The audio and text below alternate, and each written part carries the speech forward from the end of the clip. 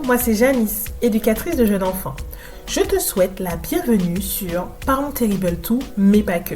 Ce podcast est fait pour toi si tu es une maman épuisée et qui n'en peut plus avec ce fameux Terrible 2. Et je sais que ça te pèse. Et je sais que tu n'en peux plus de faire le gendarme à longueur de journée. Dans ce podcast, je vais t'apporter des outils qui t'aideront dans ton quotidien de maman, avec ton ou tes enfants. Mais, parce qu'il y a un mais, nous n'allons pas parler uniquement de Terrible 2. Nous parlerons de plein d'autres sujets liés à la maternité. Parce que nous le savons toutes, la maternité est un long chemin plein de bonnes choses, mais aussi semé d'embûches. Ici, nous parlerons de choses concrètes, avec expertise, simplicité, good vibes et un brin d'humour, je l'avoue. Alors, si tout ça t'inspire, je te laisse avec l'épisode du jour. Bonne écoute! Hello, j'espère que vous allez bien. Moi, ça va super. J'espère que vos enfants aussi se portent bien. Aujourd'hui, tu as pu voir l'intitulé de cet épisode de podcast, Survivre aux tempêtes émotionnelles. Comment faire, quoi faire quand ton enfant se met dans un état où il est complètement inconsolable? Tu sais, les moments où il crie tellement fort que limite, tu te dis, mais les voisins vont penser que je maltraite l'enfant, alors que je lui ai juste dit d'aller prendre son bain, mais il hurle comme si, comme si tu le battais, alors que pas du tout. C'est juste que tu lui dis, écoute, c'est l'heure d'aller au bain. Avant de rentrer dans le vif du sujet, on va redéfinir ensemble qu'est-ce que c'est qu'une tempête émotionnelle. Une tempête émotionnelle, c'est en fait quand ton enfant est submergé par ses émotions, au point de ne plus pouvoir se contrôler. Pendant ces moments, la moindre contrariété peut déclencher des cris. Donc tu vois, il est dans son truc, il hurle. Dès que tu vas verbaliser, les cris vont augmenter, les pleurs vont augmenter. Et même parfois, des gestes impulsifs comme taper, se jeter par terre, cracher, se faire vomir, etc. Ces réactions, même si du point de vue d'adulte, on voit que c'est hyper compliqué pour l'enfant, mais ce sont des réactions normales et ça fait partie de son développement. Mais c'est vrai qu'en tant que parent, ça peut être intense, ça peut être un marathon du tonnerre, quoi. Aujourd'hui, je vais te partager comment j'ai réussi à garder mon calme alors que ma fille était complètement en crise. Et ensuite, je te partagerai aussi les moments où, parfois ça explose parce on est des êtres humains. Parfois, on va hausser le ton. Et comment faire pour rectifier le coup et comment faire pour ne pas rester avec ce sentiment de culpabilité. Comme tous les matins, avant d'aller à l'école, en fait, elle déjeune, etc. Et on prend le temps, après le brossage des dents, on prend le temps de lire un livre. Et là, l'enfant, elle choisit le livre Hello Kitty rend visite au Père Noël. Donc, je lis le livre et puis elle me dit, maman, après l'école, on va faire les reines. Parce que sur la couverture, c'est le Père Noël avec les reines. Je dis, ok, il n'y a pas de souci. Donc, la journée passe et tout ça. Donc, je vais la chercher. Effectivement, elle me dit, viens, maman, on va faire les reines. Donc, ok, il n'y a pas de souci. On s'était dit ça le matin, il n'y a vraiment pas de souci. Donc, elle essaye de faire un reine, mais elle n'arrive pas. Bien sûr, parce que c'est un petit peu compliqué, les reines, quand même, à faire. Et du coup, je dis, moi, je vais essayer. Donc, moi, je fais. Mais limite, c'est pire de ce qu'elle a elle-même fait. Si tu écoutes mon podcast le jour de sa sortie, c'est-à-dire le dimanche 17, tu verras dans ma story à quoi ressemblait le reine que j'ai dessiné et pourquoi finalement c'était complètement légitime que ma fille hurle en voyant ce reine-là parce que j'ai fait zéro effort. Et si tu écoutes ce podcast après le 17 novembre, n'hésite pas à m'envoyer un petit message sur Instagram et je vais t'envoyer la photo de ce que j'ai fait. Et puis après, tu pourras juger. Mais n'hésite pas. D'ailleurs, si tu ne me suis pas sur Instagram, mon Instagram, c'est Janice, Janyseje. Donc, revenons à nos moutons. Donc, donc je fais le dessin et l'enfant, je sens les larmes monter. Tu sais, quand tu sens que l'enfant va déclencher, c'est quelque chose que tu reconnais assez rapidement. Donc, elle crie, elle hurle. Du coup, j'ai pas compris. Donc, je lui dis, mais qu'est-ce que tu as, etc. Mais elle ne me répond pas. Donc, j'ai compris qu'en fait, c'est parce qu'elle n'a pas réussi à faire son reine. Et encore, mon reine, il était moche et ça ne lui correspondait pas. Donc, elle pleure. Je verbalise en disant, t'es déçue parce que maman n'a pas réussi à faire le reine. Mais elle hurle encore plus. Donc, au bout d'un moment, je la laisse hurler. Parce que pour moi, ça ne sert à rien de rentrer en interaction avec un enfant qui est en pleine crise de colère et qui est dans son monde et que ça ne sert à rien. Donc, je me tais. en espérant que la tempête émotionnelle passe. Du coup, ce que je fais, c'est que je la regarde. Et elle ne supporte pas que je la regarde. Donc, elle était sur la chaise, le fauteuil de bureau. Du coup, elle tourne le fauteuil de bureau et elle me pousse avec ses pieds. Donc là, calmement, je lui dis, tu as le droit d'être énervé, mais me pousser avec ses pieds, ça c'est non. Donc je repose quand même le cadre, tu peux être énervé, mais attention, il y a un cadre quand même à ne pas dépasser. Moi, je ne te pousse pas, tu ne me pousses pas. Et là, elle me dit, mais je ne veux pas que tu me regardes. Je dis, ok. Je dis, ok. Tu veux pas que maman te regarde? Ok. Donc je suis partie dans la chambre. Et bien sûr, elle hurle encore plus parce qu'elle ne me voit pas dans son champ de vision. Et tu veux savoir ce que j'ai fait pendant pendant qu'elle continuait à hurler? Je n'ai rien fait. J'ai juste attendu. J'étais sur le lit, j'attendais. J'attendais. Je me disais, why? C'est pas facile d'être un enfant, hein, quand même, hein, se fâcher comme ça pour un reine. Même si pour elle, c'est quelque chose de complètement ok, voilà. Mais c'est pas simple, hein. Et j'ai rien fait, pourquoi? Parce qu'en fait, je l'ai laissé décharger. Parce que, je ne sais pas si tu le sais, mais après la crèche, après l'école, les enfants, parfois, ont tendance à décharger, c'est-à-dire à pleurer, à hurler. Parce qu'ils ont passé toute la journée sans leurs parents, parce que dans la journée, il y a eu des conflits avec d'autres enfants, parce que dans la journée, la maîtresse peut-être lui a dit non pour quelque chose, parce que dans la journée, elle a eu des frustrations, parce qu'à la récréation, il y a un enfant qui a piqué son vélo alors qu'elle n'avait pas fini de jouer. Bref, il y a différents événements dans la journée qui l'ont probablement frustrée. Peut-être qu'elle a exprimé sa frustration, mais pas intensément comme ici. Pourquoi les enfants sont plus intenses avec leurs parents? Tout simplement parce que ton enfant hurle, crache, que ton enfant peut faire tout ce qu'il veut, tu seras énervé, mais tu vas toujours l'aimer d'un amour inconditionnel. Donc le lien sera toujours aussi fort, tu vois, et il n'y a pas le même enjeu. Donc, je l'ai laissé pleurer et puis voilà, je me suis dit, bon, c'est des pleurs de décharge, je la laisse se décharger, c'est la fin de journée, la fatigue. Plus, il me semble, tu vois, quand je l'ai ramenée à l'école, elle avait un petit peu mal au ventre, peut-être c'est pas la forme et tout ça, bref. Donc, au bout d'un moment, ok, elle hurle pendant 5 minutes, donc au bout d'un moment, je reviens la voir parce que tu sais, ça, le déclencheur, c'était, qui m'a fait revenir la voir, c'est qu'elle tousse. Tu vois, quand les enfants toussent là et puis tu sens que comme s'ils vont vomir là, mon Dieu, ça me rend ouf. Ça me rend ouf. Donc, du coup, j'interviens en disant, ben, tu te mets dans un sacré état, dis donc, si tu veux, on recommence le renne, etc. Mais toujours calmement et toujours posément. Du coup, je lui demande d'aller chercher son doudou. Je lui dis, va chercher ton titi. Elle refuse. Je lui demande un câlin. Elle refuse. Je lui dis, ben là, tu vois, je t'ai proposé pas mal de choses. Là, je sais pas trop quoi faire. Donc, je me suis assise sur le canapé. Du coup, je l'ai pas regardée parce qu'elle voulait pas que je la regarde. Donc, je faisais autre chose. Je crois que j'étais sur mon téléphone. Voilà. Bien sûr, là, elle hurle plus parce que j'ai pas l'attention sur elle. Bon, les enfants, il faut les comprendre, hein. Et du coup, à un moment, je sens que ça se calme. Je vois que ça se calme, etc. Et c'est à ce moment-là que je lui propose un câlin. Elle m'a pas répondu du premier coup et ensuite je lui repropose un câlin et là elle m'a dit oui. Que dans mes bras, elle avait vraiment des gros sanglots quoi. Donc je la serre fort et je ne lui parle pas pendant que je l'ai dans les bras. Une fois que là j'ai senti vraiment que la tension diminuait, qu'elle a fini de pleurer, etc., j'ai verbalisé. Pour commencer, j'ai exprimé mes propres émotions. Je lui ai dit, tu sais, j'ai pas vraiment compris ta réaction. Et moi, ça me rend triste quand je vois que tu te mets en colère, donc que tu te mets dans cet état-là. Ça rend triste, maman. Et puis en plus, ça rend triste, maman, quand tu la tapes. Parce que moi, je ne te tape pas et tu sais que c'est interdit de taper, etc. Et je m'assure qu'elle ait bien compris. Quand je lui explique tout ça, je m'assure qu'elle ait bien compris. Je lui dis, est-ce que tu as compris? Oui.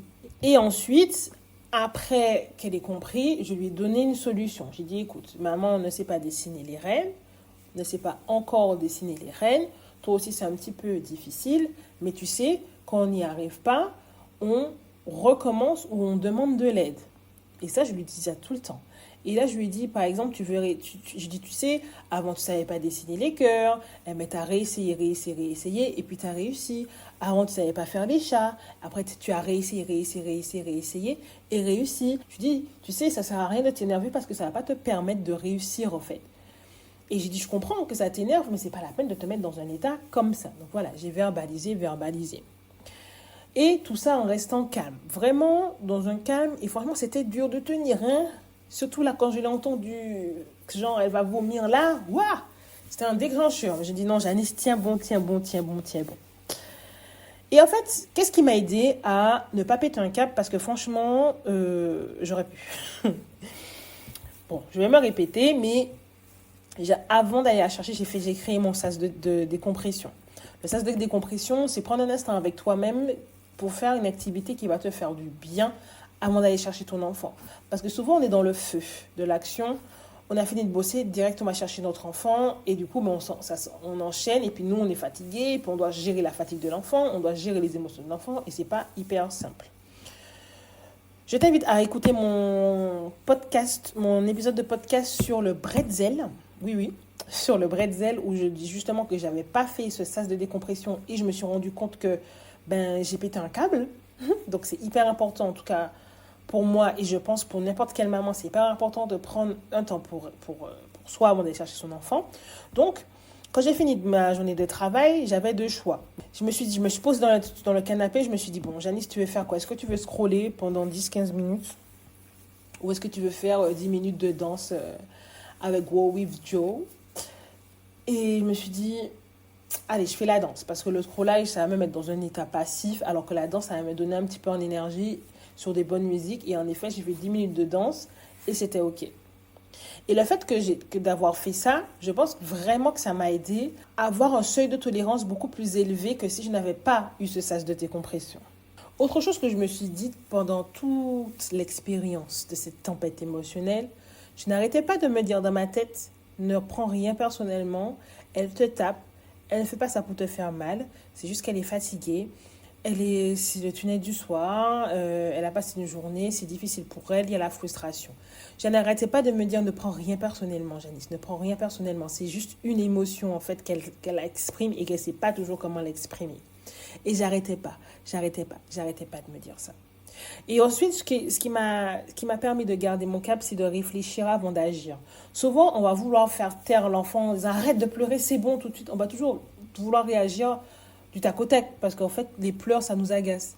Et en fait, j'ai pris la décision de partir, d'aller dans la chambre pour être avec moi-même et souffler 2 secondes. Juste me dire, allez Janice, ça va aller. Et en fait, c'est ces 3 choses-là qui m'ont permis de ne pas péter un câble ce coup-là.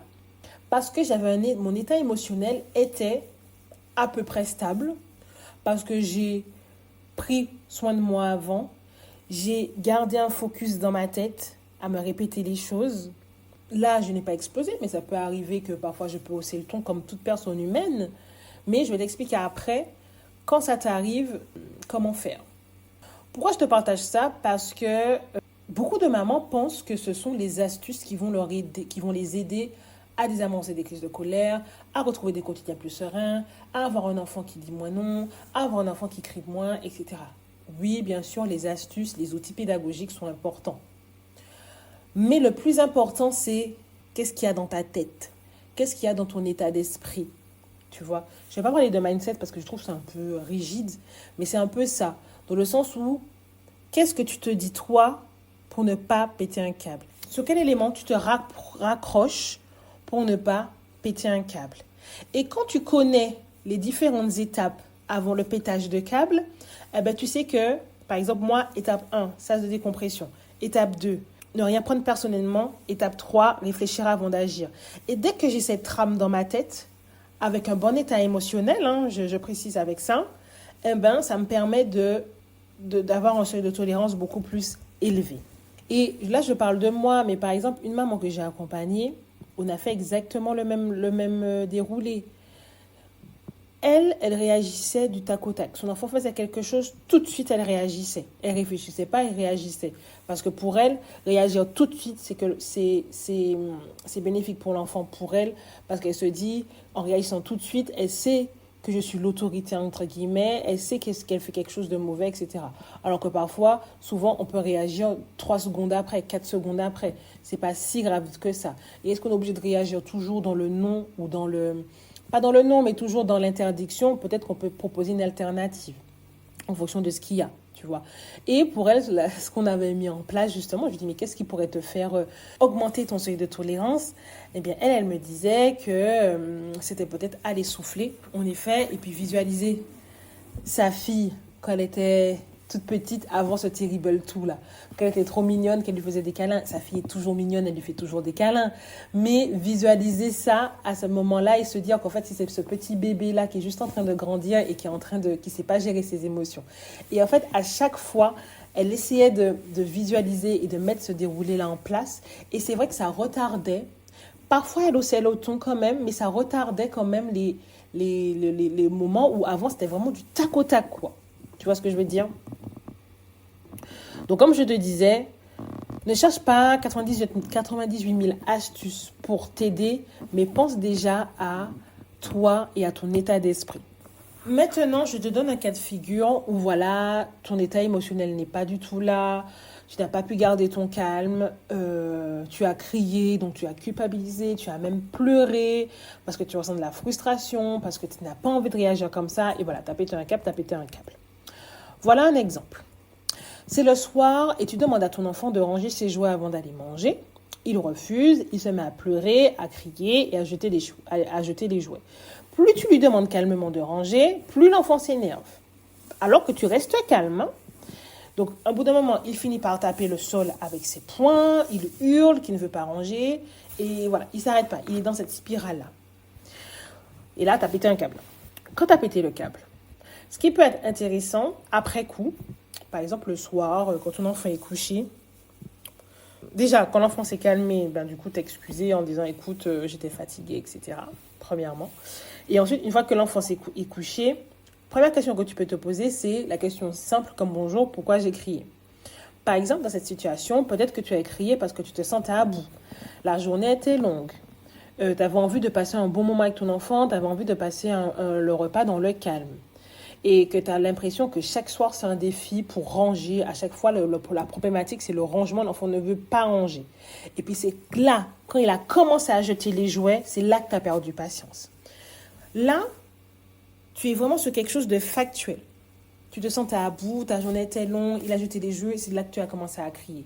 Et tu te rends compte que c'est chaque soir où le rangement est difficile, tu vois. Ensuite, deuxième question que tu peux te poser, quel besoin n'était pas respecté à ce moment-là? Peut-être que là, tu avais besoin d'un moment de calme en fin de journée. Tu avais besoin de plus de coopération de sa part. Tu avais besoin qu'il t'écoute un peu plus. Troisième question à te poser, c'est quelle émotion tu as ressentie à ce moment-là et pourquoi?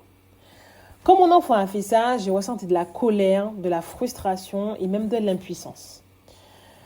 Je me suis sentie comme si mes attentes n'étaient pas respectées et ça a réveillé en moi un sentiment de frustration à l'idée de devoir encore une fois, encore un soir, gérer un conflit au lieu de passer un bon moment avec mon enfant. C'est des exemples que je te prends. Ensuite, quatrième question, qu'est-ce que tu aurais aimé faire différemment? Là, tu n'as pas gardé ton calme, peut-être que tu aurais aimé garder ton calme,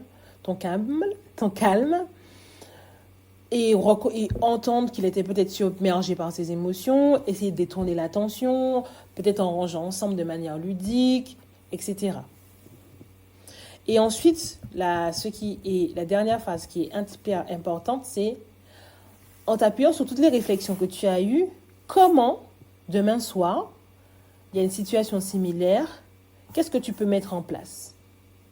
Soit peut-être tu peux accompagner les émotions de l'enfant en disant « je vois que ça te met en colère de ranger ». Puis peut-être lui proposer de ranger de manière ludique, de faire un moment de jeu. Par exemple, soit tu mets de la musique et que vous rangez ensemble, que tu es en mouvement avec lui aussi pour que petit à petit, il réussisse à ranger tout seul. Tu vois?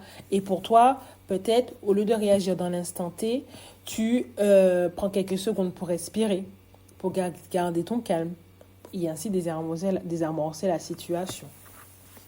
En gros, pour récapituler, quand tu as pété un câble et que tu aurais aimé que ça se passe différemment, voici les 4, 5 questions à te poser. Je récapitule. Pourquoi j'ai crié? Demande-toi pourquoi. Il a fait ça, tu reposes le contexte, mon enfant a fait ça, voilà pourquoi j'ai crié. Deuxièmement, quel est le besoin qui n'a pas été respecté? Parce que souvent, quand on crie, c'est parce qu'il y a un besoin en nous qui a été touché. Un besoin d'être respecté, un besoin d'être écouté, un besoin de calme, un besoin de compréhension. Donc, après, tu définis quel besoin n'a pas été respecté. En 3, Quelle est l'émotion que tu as ressentie à ce moment-là? Tu écris les émotions que tu as ressenties. Tu étais énervé, j'étais frustrée, j'étais saoulée, j'étais triste. Bref, tu écris. Tu me dis les émotions et tu me dis pourquoi tu as ressenti ça. Ensuite, tu notes qu'est-ce que tu aurais aimé faire différemment. Tu aurais aimé moins crier, tu aurais aimé trouver une solution sans être dans le conflit. Et ensuite, cinquièmement, tu réfléchis à une approche. Comment tu peux faire la prochaine fois pour ne pas arriver à ce moment-là, au moment où tu vas crier. À partir du moment où tu as fait tout ça, ça va te permettre d'avoir un socle sur lequel t'appuyer la prochaine fois. Ok, cette fois-ci, ça s'est passé comme ça. Eh bien, voilà comment je peux réajuster. Ok, ça se repasse encore mal. Voilà comment je peux réajuster. Et c'est ça que petit à petit, tu vas, comprendre les réactions de ton enfant, comprendre aussi comment toi tu réagis et réajuster au maximum. Personne n'est parfait. Là, je t'ai donné l'exemple où moi, ça a été, j'ai pas crié, etc. Bien sûr, il y a des moments où je peux hausser le ton. Mais c'est juste comment faire pour faire mieux la prochaine fois et surtout comment faire avec ma personnalité, avec mes limites, avec mes besoins. Et c'est là que les astuces, en fait, ont leurs limites. Parce que les astuces, c'est global. Les astuces que je donne sur Instagram, les astuces que tu vois, peu importe, c'est global. Mais là, les questions que je t'ai demandé de faire, là, ce sera par rapport à toi. Et je sais que ça peut être un travail pas simple. Il est réalisable seul, mais pas toujours simple quand on est tout seul. Et dans mon accompagnement, on gère la crise. L'idée est de t'aider à transformer ces moments, ces tempêtes émotionnelles, ces moments de crise de colère que parfois tu n'arrives pas à maîtriser. Et comment les accompagner avec un mental renforcé et des outils adaptés. C'est pas, je te donne pas, je t'accumule pas des astuces, pas du tout. Je te propose des astuces, je t'aide aussi à avoir une trame, on va dire, dans ta tête qui va t'aider à moins péter des câbles, qui va t'aider à rester plus sereine même si ton enfant est en pleine tempête émotionnelle. Et que même si tu pètes un câble, tu sauras tout de suite comment réajuster en culpabilisant moins. Cet accompagnement est pensé pour que tu ne te sentes plus seule en fait. Parce que des fois, on a peut-être tout devant les yeux, mais on n'arrive pas à y aller parce qu'on a besoin de quelqu'un à côté de nous pour t'aider à prendre le recul nécessaire et pour te dire, mais oui, tu peux le faire. C'est pensé pour que tu ne sois pas seule. C'est pensé pour t'aider à te reconnecter à toi-même. C'est pour ça que un accompagnement main dans la main. Dans le sens où je vais t'aider pas à pas à définir ton seuil de tolérance. Ok, au bout de ça, je pète un câble. Eh bien, comment avance ce pétage de câble-là? Je peux faire, quelle étape je peux faire petit à petit pour gérer les émotions de mon enfant? Et puis, comme nous sommes des mères parfaitement imparfaites, je vais t'aider aussi à, quand là ça va pas et que tu as pété un câble, comment faire pour réajuster sans culpabiliser. Bien sûr, je vais t'apporter des outils, des astuces pour ton enfant, mais tout ça en personnalisé.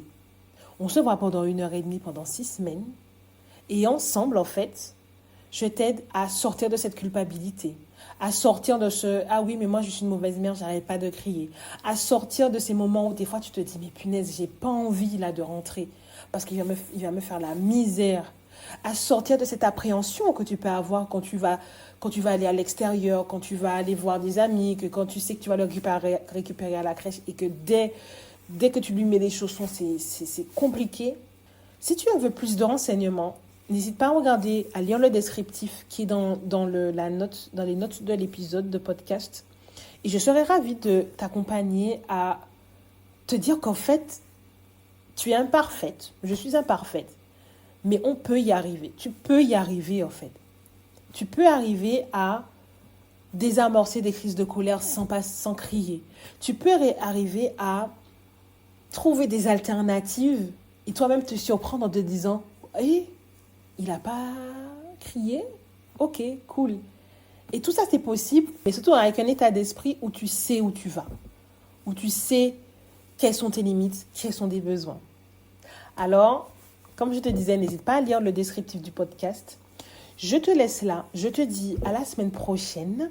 J'espère que ce podcast t'a plu. N'hésite pas à me mettre en commentaire, à mettre des avis parce que c'est comme ça que le podcast sera un peu plus visible.